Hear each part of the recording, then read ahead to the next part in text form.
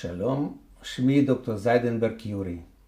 אני רוצה להרשים אתכם בנושא השתלות שיניים.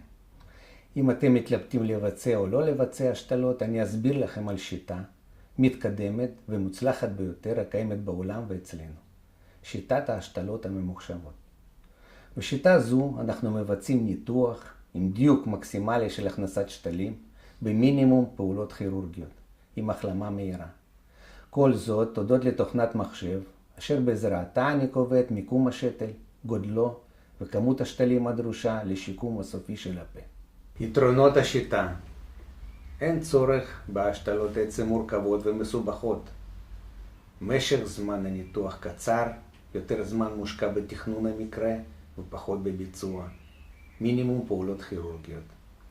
יש המכנים את השיטה All on 4, All on 6, בגלל מספר האופטימלי של שתלים לכל מקרה.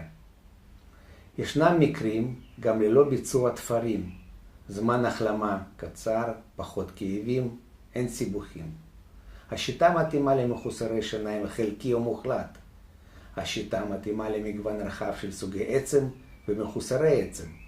מתאימה גם לסוכרתיים. מיד בתום הניתוח מקבלים שיניים זמניות עם יציבות גבוהה ושיפור מראה אסתטי.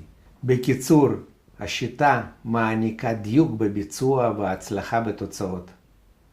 אם השתכנעתם, אתם מוזמנים לבקר במרפאתנו ולקבל שיניים קבועות בזמן קצר יחסית, וליהנות מהחיים כבר היום.